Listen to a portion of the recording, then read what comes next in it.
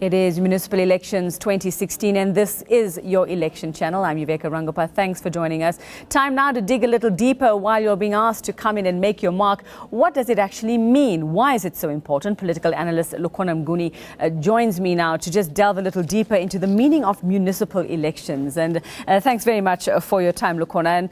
And just looking at why should people, if they are thinking about it and thinking, should I go, shouldn't I go this morning?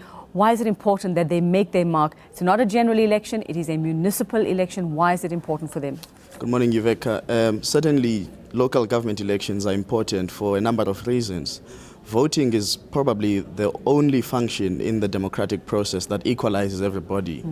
So both rich and poor, rural and urban, all these divides that we always talk about, whether they are racial divides, ethnic divides, today they are equalized. Everybody gets an opportunity, one man, one vote. Well, of course, you've got 3 votes depending where you are, or 2 votes if you're in the metros. But why is it important for local government elections? The coal face of development actually happens at the local level, but also because we actually have an interesting system at local government. We've got a hybrid electoral process. So it's not just a constituency-based and just only a proportional representation. So people get a choice to actually determine in their ward who they want as a councillor, but they also determine in the council which political party they think is best placed to advance their dreams, their goals and visions as a society, as a community. So people have been living in these spaces for the longest time, so they know the changes that are still missing. They know what it is that they want in the next 5 years. What they've been grumbling about for the past couple of years, that pothole. Some are saying yes, you know, for the last 10 years we haven't had toilets, something as basic as toilets. Some say we have a problem with housing.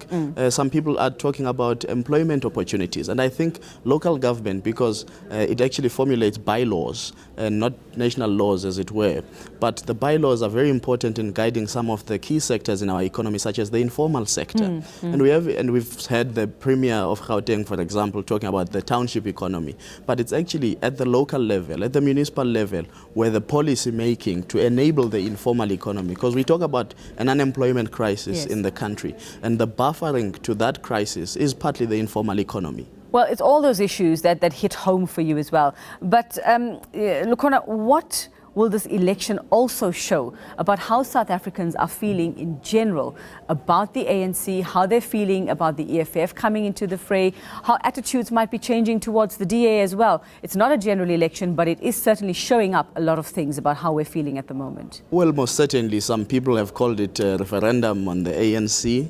Some people have called it a dress rehearsal for the 2019 elections. However you look at it, every election sets the tone for the upcoming election. So if we see a situation where some of the metros are lost by the ANC and they go into the hands of the opposition, it will definitely be a telling vote of no confidence, a disappointment with the current leadership of the ANC, and probably a signal that the ANC should get a wake-up call and take the South African electorate seriously, and also its work in government in terms of the representatives that are elected. Less ineptitude is expected, less corruption is expected, and less lack of vision is expected by South African citizens. And it's also been marked by something we last saw in the 90s when we looked at areas like Richmond and Shobane and Ngoma as well, where we saw that kind of political violence coming. You never thought you were going to see it now in a local government election in the year 2016. What is that telling us about what's happening within parties as well, especially like the ANC?